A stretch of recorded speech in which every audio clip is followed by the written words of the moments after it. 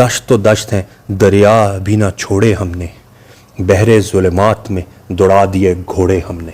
اب یہ تھوڑا سا ایگزیجریشن ہے یہاں پہ، لیکن یہ ایک واقعہ بھی آتا ہے ہسٹری میں کہ بنو امیہ کے دور میں ایک جنرل تھے ان کے، جب انہوں نے نارتھ آف افریقہ سارا فتح کر لیا تو بحر ظلمات جو بیسکلی اٹلانٹک اوشن ہے جس کو بحر اوقیانوس بھی کہتے ہیں، تو وہ جب وہاں پہ پہنچے تو وہاں پہ تو پھر اسے آگے زمین نہیں تھی اور دور دور تک سمندر ہی تھا، تو انہوں نے سمبولکلی اپنے گھوڑے اندر پانی میں ڈال دی اور کہا کہ جی اگر اس سے آگے بھی لینڈ ہوتی تو اب اللہ سبحانہ و تعالیٰ کے لیے اس سے آگے بھی جاتے.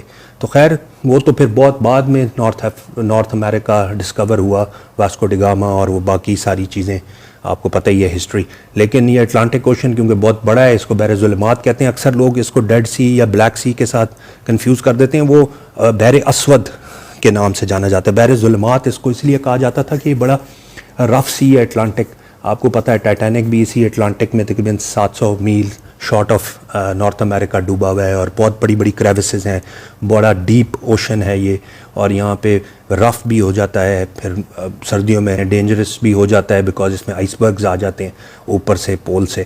تو یہ بڑا ڈینجرس ہوتا تھا اس زمانے میں اس کو ٹریول کرنا، اسی وجہ سے نہیں ٹریول کیا جا سکا. بہت عرصے کے بعد امریکہ ڈسکور ہوا. تو وہ کہہ رہے ہیں کہ پھر ہم نے تو بحر ظلمات میں گھوڑے ڈال دیے تھے، آگے لینڈ نہیں تھی اس وقت ورنہ ہم وہ بھی فتح کر لیتے.